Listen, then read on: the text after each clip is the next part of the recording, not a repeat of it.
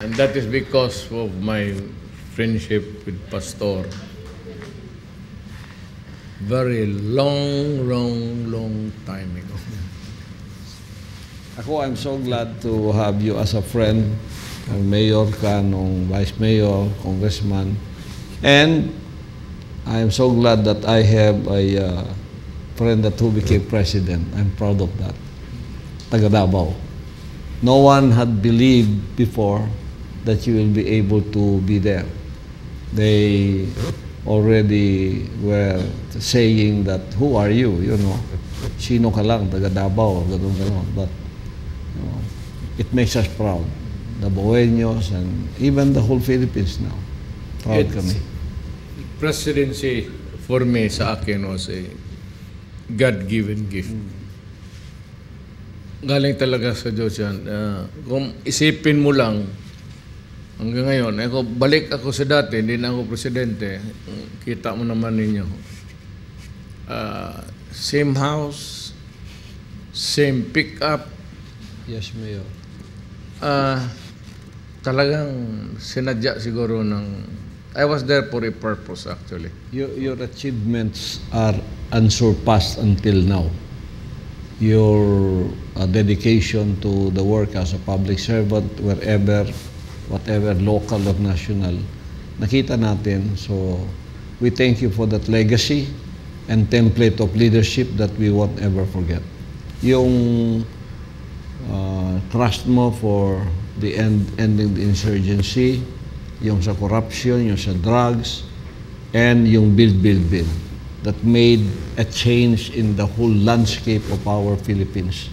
Na kahit saan ka punta ngayon, there are access road, bypass road. In fact, lahat ng mga nangyayari pang mga project ngayon, this is still a run over of your projects when you were president. Well, pinapatuloy pang ngayon. All I can say is one statement. I was there to work, period.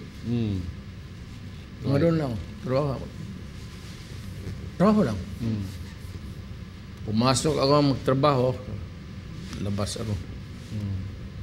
So that's my humble contribution to my your simple country. lifestyle is made to make the Filipinos really look up at you as an exemplary public servant.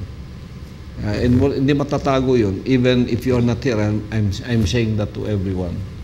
And that is an exemplary leadership na where you were before, you went on the top, you had all the temptations in life over there, but nothing happened.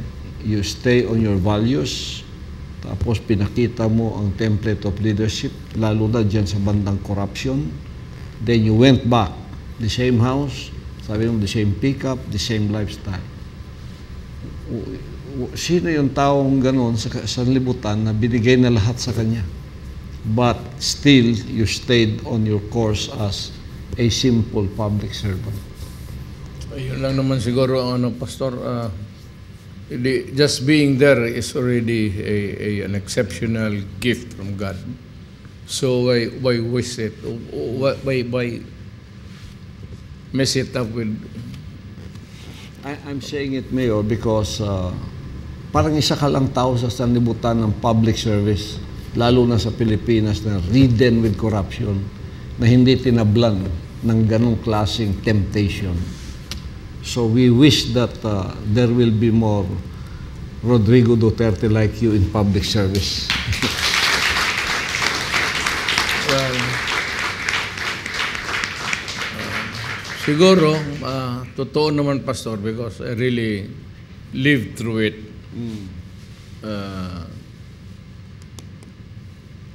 Ginawa ko talaga yung kaya ko lang gawin. Hanggang anong kaya kong sa utak ko, pati sa gawa ko. But I was really very strict sa... Basta nag-warning ako noon. When I was mayor, sinabi ko na noon, day one, when I was mayor, kasi prosecutor ako eh. Day one, sinabi ko na siyo, do not do it.